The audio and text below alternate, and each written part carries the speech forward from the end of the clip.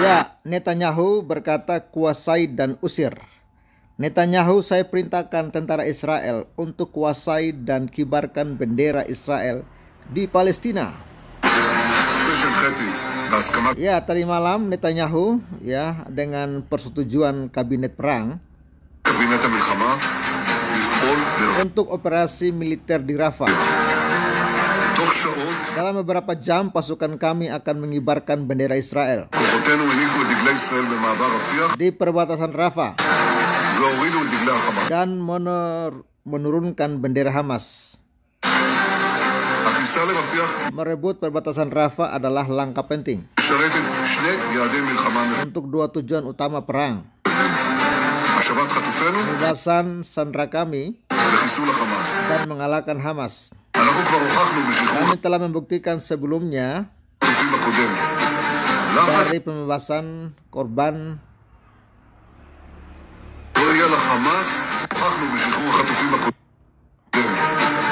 pembebasan korban penculikan.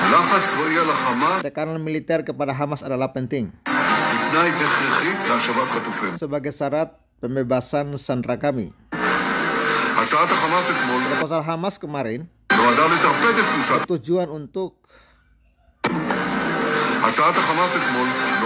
bertujuan untuk menyergap masuknya pasukan kami ke Rafah.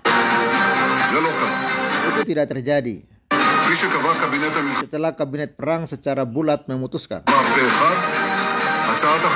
bahwa proposal Hamas sangat jauh dari syarat-syarat penting Israel. Israel tidak akan membiarkan Hamas mengembalikan kekuasaan jahatnya di jalur Gaza. Israel tak akan membiarkan mereka memulihkan kemampuan militer mereka untuk terus melakukan penghancuran terhadap kami. Israel tidak bisa menerima proposal yang membahayakan keamanan dari warganya dan masa depan dari negara kami. Maka saya memerintahkan para perunding yang pergi ke Kairo untuk terus menegaskan syarat-syarat penting untuk pembebasan sandera kami, menegaskan syarat-syarat penting untuk menjamin keamanan Israel. Kawan-kawan, itulah pernyataan resmi dari Netanyahu. Dia menginginkan dua tujuan penting, yaitu Hamas harus dihancurkan dan sandera-sandera Israel itu harus dibebaskan. Dan mereka tidak akan lagi memberikan ruang kepada Hamas untuk kembali menguasai Gaza. Ya, karena kalau mereka masih memberikan ruang kepada Hamas, maka Hamas otomatis akan membangun kekuatan baru dan akan menyerang Israel, dan itu sangat berbahaya. Sehingga proposal gencatan senjata itu ditolak oleh Israel. Oke Sobat Waras, jumpa lagi dengan Pavel dan kita akan bahas sebuah topik yang menarik ya. Selain dari pernyataan Netanyahu ini, ternyata 52 negara Islam ya sedang bersiap ya untuk melakukan sesuatu melawan Israel. Bagaimana informasi selanjutnya? Saksikan terus. Dan jangan lupa like, comment, share video ini. Dan saya ucapkan terima kasih kawan-kawan. Hari ini kita ada penambahan saldo Rp1.100.000. Terima kasih untuk kemurahan hati kalian dan support terus Pavel. Banyak hal yang sedang kita kerjakan di sini. Selain pembangunan rumah ibadah, kita juga akan terus membantu orang-orang sekitar kita. Dan puji Tuhan kawan-kawan, kita sudah oleh kemurahan Tuhan kita saat ini sedang menyekolahkannya 2 anak, 1 SMP 1 SMA, dan kemungkinan bulan depan ini kita akan ada penambahan lagi 1 orang anak lulus SMP dan kita akan sekolahkan SMA, dan mereka semua tinggal bersama-sama dengan kami dan terus kami bina, kami bimbing ya, berharap ke depan mereka akan menjadi orang-orang yang militan di dalam Tuhan dan melayani Tuhan. Oleh karena itu Sobat Waras, support terus Pavel dan dukung pelayanan yang sedang saya kerjakan. Banyak hal, dan kawan-kawan yang mengikuti Pavel pasti sudah tahu apa-apa yang sedang saya buat ya di sini ya. Oke, dan ini dia informasi lengkapnya saya bagikan kepada kita semua mengenai 52 negara Islam sedang merencanakan sesuatu untuk melawan Israel. Ya, ini bukan 52, 57 ya. Negara Islam sepakat lakukan ini ke Israel.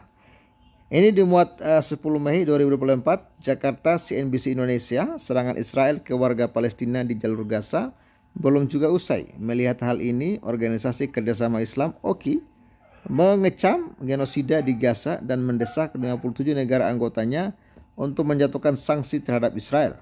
Dalam resolusi yang diadopsi pada akhir pertemuan puncak di Gambia, OKI meminta anggotanya untuk menjatuhkan sanksi terhadap Israel, kekuatan pendudukan, dan menghentikan ekspor senjata dan amunisi yang digunakan oleh tentaranya untuk melakukan kejahatan genosida di Gaza. Resolusi pada Minggu tanggal 5 bulan 5 2025 yang dilihat oleh AFP mendesak anggotanya untuk melakukan tekanan diplomatik, politik, dan hukum dan mengambil tindakan pencegahan untuk menghentikan kejahatan pendudukan kolonial Israel dan perang genosida yang dilancarkan terhadap rakyat Palestina, termasuk dengan menjatuhkan sanksi. Mereka juga menyerukan gencatan senjata segera, permanen, dan tanpa syarat ya. Inilah kawan-kawan ya, negara-negara Islam ini maunya enak saja ya, maunya Israel saja yang hancur ya. Ketika Israel melakukan pembalasan, ya mereka sepertinya tidak suka ya, dan mereka mulai coba-coba ya ingin melawan Israel ya. Didirikan pada tahun 1969 setelah pembakaran Masjid Al-Aqsa di Yerusalem, OKI bertujuan untuk meningkatkan solidaritas umat Islam yang mendukung perjuangan Palestina dan mempertahankan situs suci umat Islam. Pada November 2023, OKI bertemu dengan Liga Arab di Riyadh untuk pertemuan puncak bersama, mengutuk tindakan pasukan Israel di Gaza, namun menahan diri untuk tidak menetapkan tindakan ekonomi dan politik yang menghukum Israel. Namun pada Desember 2023, OKI menyambut baik tindakan yang dilakukan Afrika Selatan terhadap Israel di Pengadilan Kriminal Internasional (ICC) yang menuduhnya melakukan genosida terhadap Palestina. KTT OKI ke-15 yang dimulai Sabtu lalu berfokus di ibu kota Mesir, Kairo, tempat pertemuan mengenai usulan gencatan senjata terkait dengan pembebasan sandera di Gaza diadakan akhir pekan ini tanpa kemajuan nyata. Hanya segelintir pemimpin Afrika yang menghadiri KTT OKI secara langsung. Sebagian besar pemimpin dari 57 negara anggota mengirimkan perwakilannya. Ya kawan-kawan, inilah ya gendengnya negara-negara Islam ini. Ya, ketika Israel yang menyerang balik, mereka mengutuk Israel ya. Bahkan tapi mereka ini semua negara-negara pengecut sih. Mereka itu hanya berani keluar-keluar, tapi mereka sebenarnya membutuhkan Israel gitu loh. Ya kita lihatlah Arab Saudi termasuk negara OKI, ya kan, yang tergabung dalam OKI ya. Tapi kita lihat Arab Saudi sendiri mau ya menjalin kerjasama dengan Israel. Jadi sebenarnya mereka ini ngumpul-ngumpul nggak jelas ya, ngumpul-ngumpul tapi munafik. Satu sisi dalam pertemuan mereka mengutuk Israel, tapi satu sisi di luar pertemuan diam-diam mereka membeli senjata, membeli peralatan-peralatan canggih ya, teknologi-teknologi dari Israel. Contohnya aja negara Konoha. Ya ternyata kan polisi di Konoha ini membeli peralatan peralatan sadap ya, itu dari Israel. Satu sisi ya Konoha keluar-keluar kutuk Israel, tapi satu sisi diam-diam mereka berdagang, membeli teknologi dari Israel. Inilah kawan-kawan kemunafikan dari negara-negara Islam ini ya, dari negara-negara oki ini. Mereka tuh ngomong doang, ya di muka lain, di belakang lain. Itulah. Dan ya kawan-kawan, ya Israel tidak peduli ya. Mereka sama sekali tidak takut kepada ancaman-ancaman yang dilakukan oleh negara-negara Islam ini, walaupun mereka akan memberikan sanksi kepada Israel, ya sanksi ekonomi lah, sanksi tidak akan menjual senjata kepada Israel. Ya saya rasa Israel juga tidak membutuhkan negara-negara Islam ini ya, tidak membutuhkan senjata-senjata dari negara Islam. Justru negara-negara Islam inilah yang membutuhkan senjata teknologi dari Israel. Jadi kalau mereka tidak mau kerjasama dengan Israel, ya mereka yang rugi gitu loh. Israel itu mana rugi gitu kawan-kawannya.